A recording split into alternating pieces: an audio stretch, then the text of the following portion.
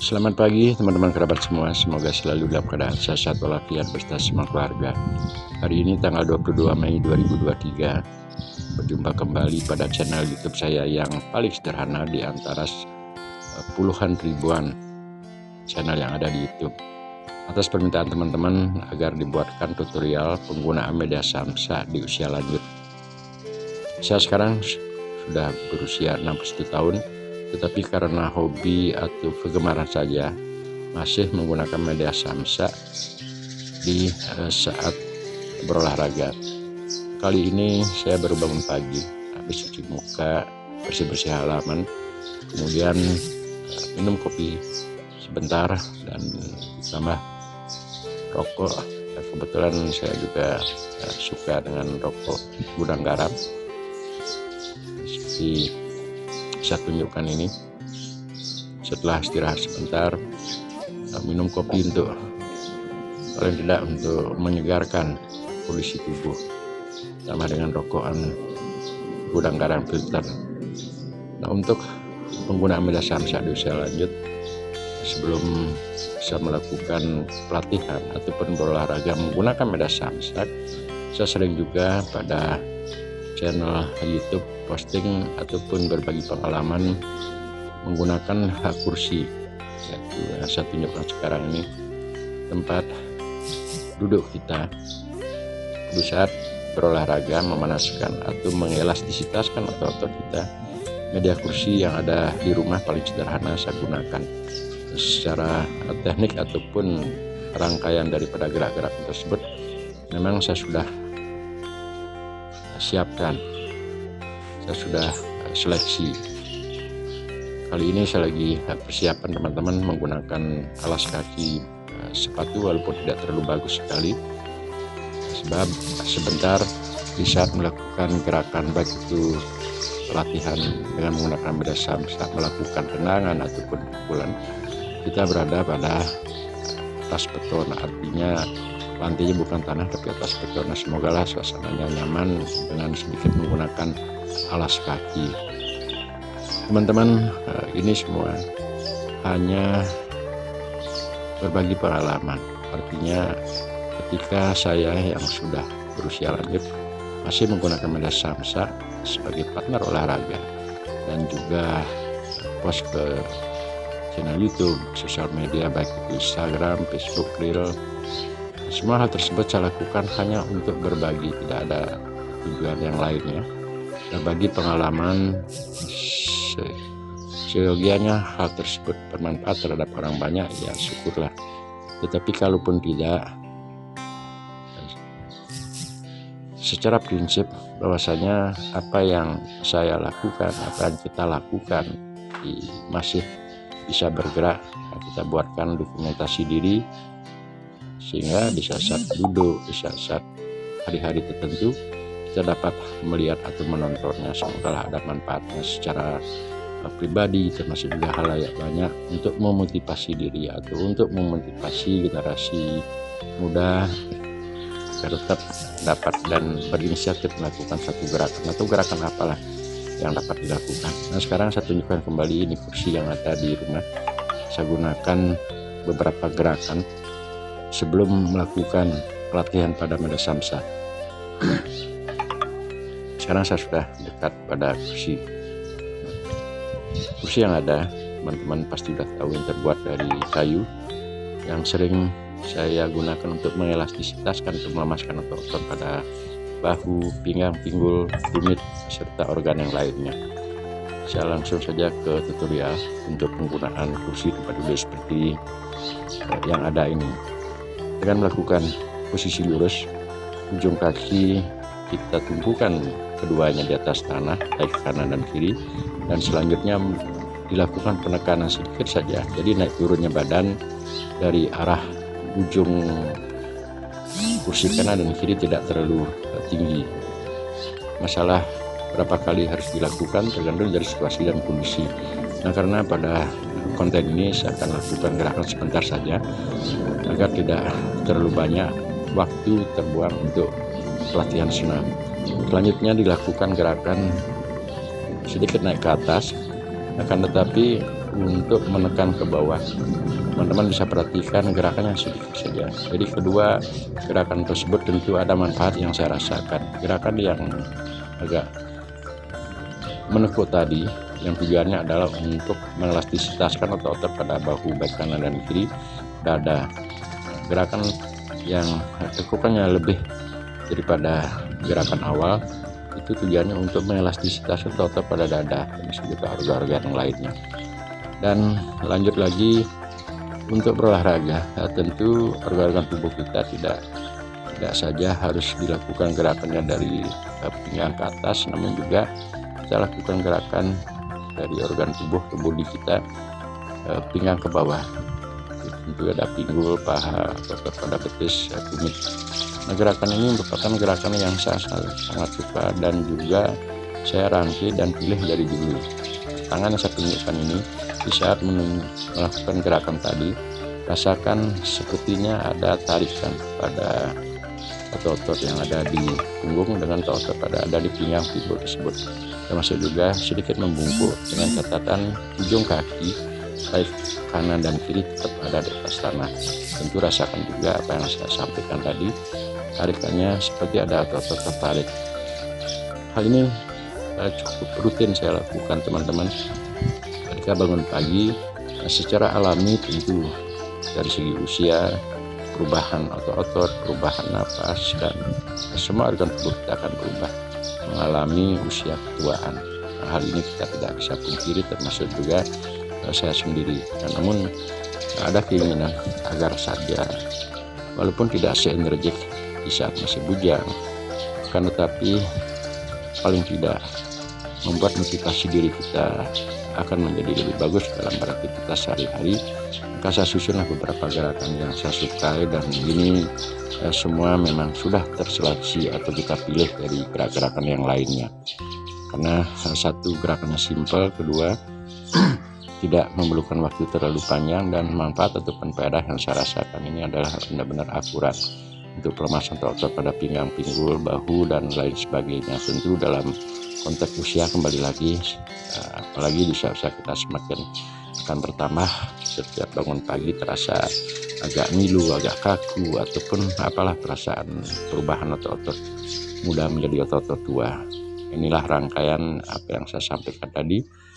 Memang kita sudah gagas dan saya terapkan, saya usahakan untuk dapat saja.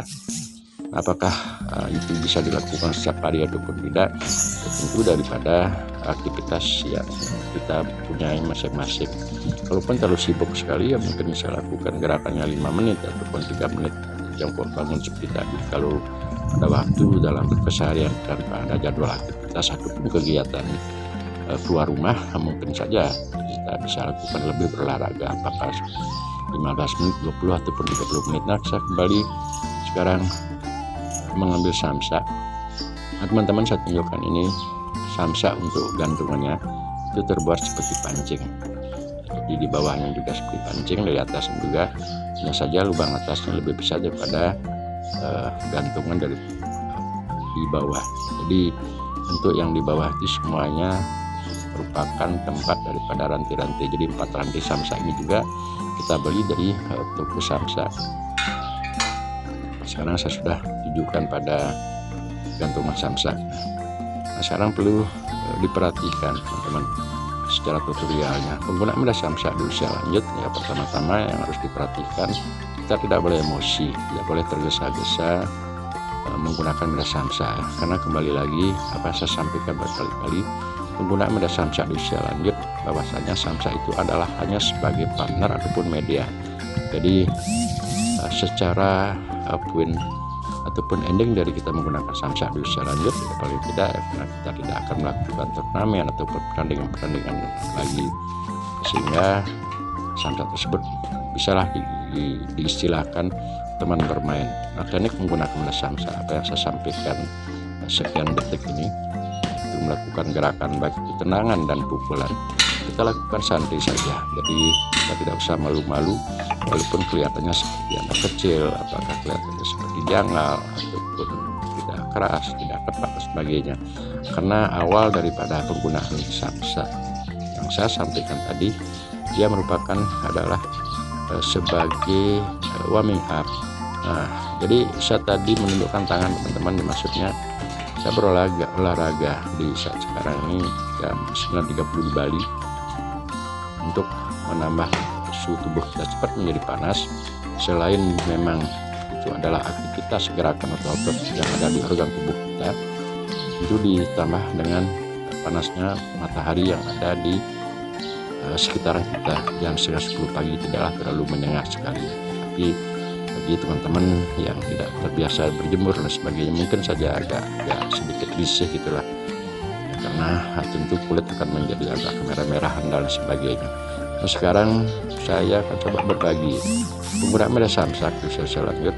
Tentu juga saya juga sudah memilih gerak-gerakan apa yang sekiranya akan lebih nyaman digunakan ketika baik itu menendang dan juga memukul.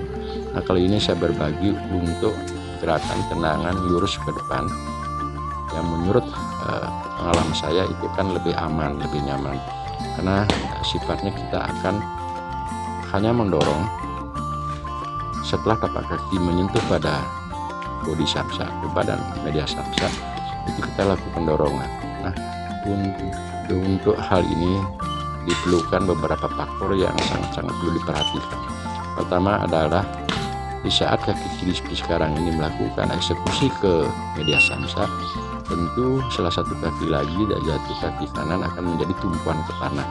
Tumpuan ke tanah tersebut benar-benar harus kokoh. Nah, dia tidak boleh bergerak di saat kaki yang kita gunakan sebagai eksekusinya itu melakukan ke arah media samsak. Nah, sekarang saya tambah untuk metode yang selanjutnya dengan menambah loncatan. Yang tadi kita sudah dengan gerakan biasa, sekarang tinggal menambah. Lalu kita menggunakan kaki kanan, tentu kaki kiri apa yang saya sampaikan tadi sebagai pancar. Jadi tinggal menambahkan loncatan sedikit saja, tidak usah terlalu panjang ataupun ke depan ya, karena kita tentu melihat situasi dan kondisi kedatangan samsak. Teman-teman pengguna media samsak yang berayun dan menggunakan media samsak, hal tersebut perlu diperhatikan adalah ayunan atau kedatangan samsak ke daerah kita. Kapan kita harus melakukan gerakan tendangan, kapan kita harus menunggu daripada kedatangan samsak, karena ini juga diperlukan feeling ataupun ketepatan di saat akan menyampaikan, menjulurkan kaki ke depan. Kalau tidak demikian, tentu saja samsak tidak akan sepenuhnya dapat kita sentakkan ke badannya. Lakukanlah gerakan secara perlahan, baik itu dengan kaki kanan ataupun kaki kiri. Lamanya bergerak seperti ini, tentu juga kembali ke masing-masing situasi dan kondisi pelatihan individu kita masing-masing. Nah, kalau saya sendiri dengan melakukan gerakan sekian ya sebenarnya sudah cukup menguras tenaga. Kenapa demikian? Karena samsak yang datang dari belakang menuju ke depan kita, dia menggunakan tenaga, dan kita juga di saat bergerak melakukan tendangan tentu juga sedikit ada dorongannya. Kalau tidak demikian, pastilah kita akan didorong oleh power yang ada pada samsak.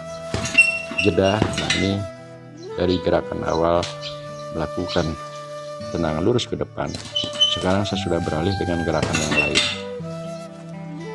Gerakan seperti hanya memegang samsak dengan melakukan kepalan tangan, melakukan gerakan seperti tendangan, variasi dan sebagainya. Ini tentu sangat kita perhatikan. Melakukan gerakan baik itu menendang, memukul tidaklah boleh ngawur, apalagi menggunakan tangan terkepar atau terbuka ke daerah badan samsak. Hal tersebut akan menyebabkan benturan di tangan kita. Hal inilah yang kita tidak inginkan dalam penggunaan media samsak. Kunci dari semua tersebut adalah kita tidak boleh emosi, tidak boleh tergesa-gesa, dan tidak berpikir di dalam mindset kita berpikir setiap memukul samsak harus menggunakan media power besar, gerakan cepat, tendangan yang hebat dan sebagainya. Mindset seperti itu kita harus hilangkan, karena dia adalah hanya sebagai partner. Apa yang saya sampaikan tadi di pembuka video, seperti kita bercanda, baik itu memukul dengan teknik apapun, Yang penting dari semua tersebut tentu akan membuat otot kita menjadi elastisitas. Nah teman-teman, tadi kelewatan gerakan yang saya sampaikan dengan narasinya, sekarang saya coba ini. Bergerak seperti tadi merupakan suatu cara saja dengan menambahkan sedikit tenaga baik di bahu, di lengan dan lain sebagainya, sehingga keelastisitasan atau otot pada bahu baik di kanan kiri itu akan menjadi lebih stabil. Dan juga pada saat bergerak memukul apa yang saya sampaikan ini, kalau kita tidak perhatikan sepertinya kekuatan pukul itu hanya ada pada kepala, bukan. Menurut pengalaman saya adalah bukan.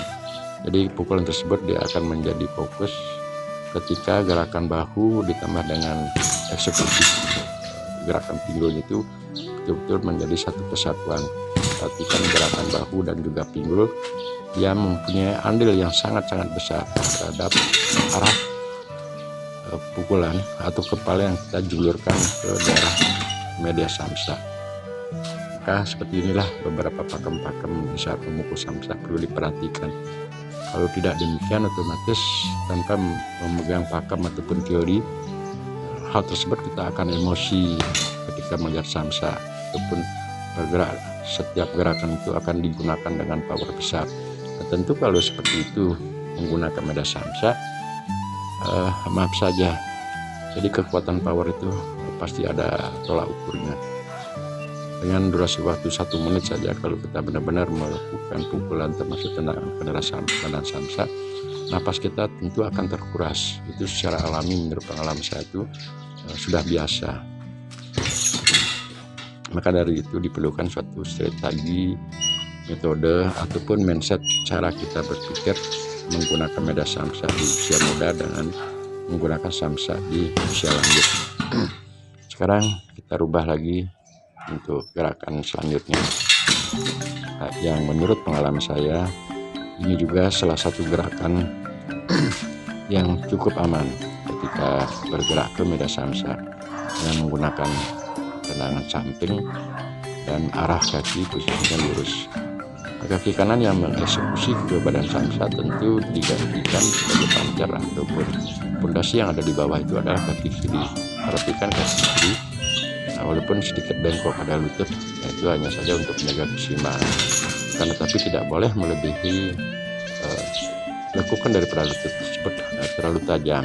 Sebab kalau hal itu terjadi, tentu posisi ataupun power berat badan akan lebih tertumpu ke daerah yang condong, sehingga hasil yang didapatkan daripada melakukan gerakan tendangan kanan ke depan tidak menjadi maksimal karena power kita sudah terkurangi atau diambil oleh beratnya badan yang kita tumpukan ke bawah.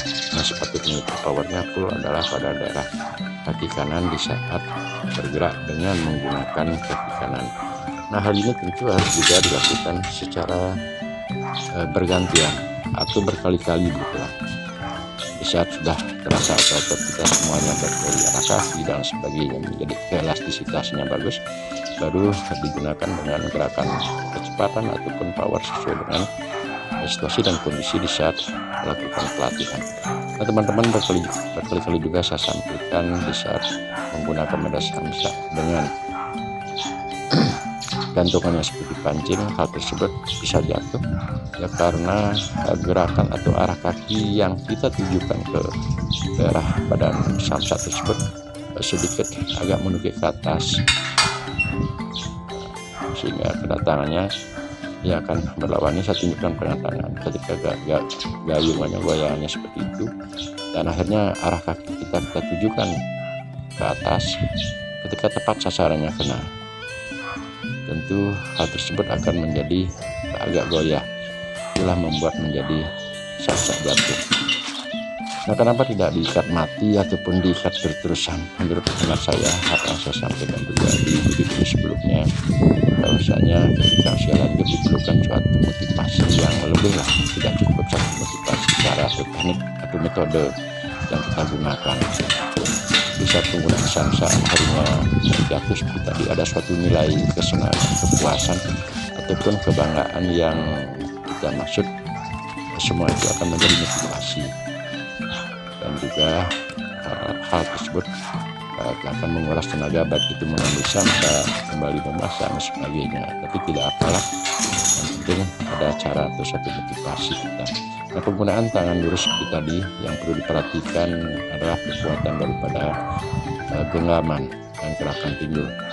Ini adalah salah satu cara beristirahat menurut pengalaman saya ketika melakukan gerak-gerakan tadi. Dan kita jongkok saja dengan posisi tetap pada ujung kaki, baik di kanan dan kiri kita jinjitkan.